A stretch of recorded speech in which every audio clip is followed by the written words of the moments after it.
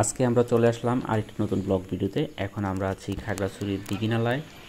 এই দিঘিটি 1665 খ্রিস্টাব্দে ত্রিপুরা মহারাজ গোবিন্দ মাণিক্য ত্রিপুরা খনন করেন। বর্তমানে এটির মালিক চাকমা রাজা দেবাশিস রায়। আমরা আপনাদেরকে একটু দেখানোর চেষ্টা করব। প্রথমে একটি দোকান দেখতে পেলাম। দেখেন প্রিয় বন্ধুরা, আমরা সেই দিঘির ঘাটে যাচ্ছি, আপনাদেরকে দেখানোর চেষ্টা করছি। দিঘিনালার দিঘির ঘাট, এই সেই দিঘি আপনারা দেখতে পাচ্ছেন প্রিয় বন্ধুরা।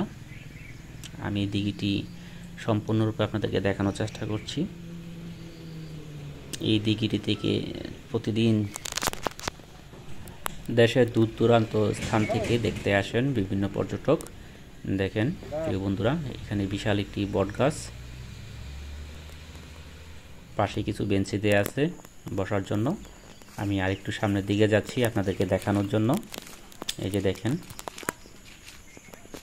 দিঘিটির চতুর্পাশে কিছু বেঞ্চি দেয়া আছে।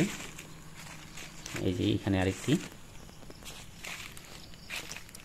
তবে কর্তৃপক্ষের দৃষ্টি আকর্ষণ করব অবশ্যই, এখানে রক্ষণাবেক্ষণের কারণে অনেক কিছু নষ্টর পথে প্রায়।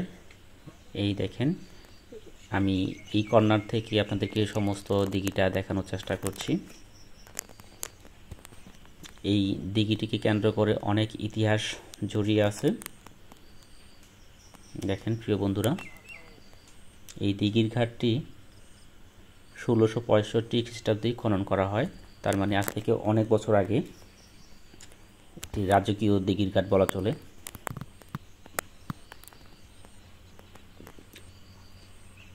এই পাশে আমরা দেখতে পাচ্ছি আরেকটি বিশাল বটগাছ। টোটাল 2টা বটগাছ আছে এই দিঘিটির পারে। আমরা একটু সামনের দিকে যাচ্ছি এবং আপনাদেরকে সেই মূল দিঘিটির ঘাট দেখানোর চেষ্টা করব। এই দেখেন,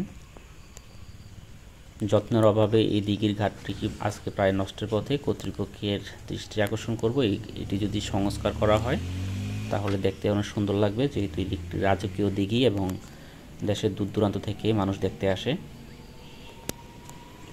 এই যে দেখেন প্রিয় বন্ধুরা, আমি যদি ক্যামেরাটা একটু ঘোরাই আপনাদেরকে পুরো দিঘিটা দেখাতে পারবো। এই যে অনেক পর্যটক আসলো। তাও ঠিক আছে বন্ধুরা, দেখা হবে অন্য কোনো ব্লগ ভিডিওতে। ভালো থাকেন, আল্লাহ হাফেজ।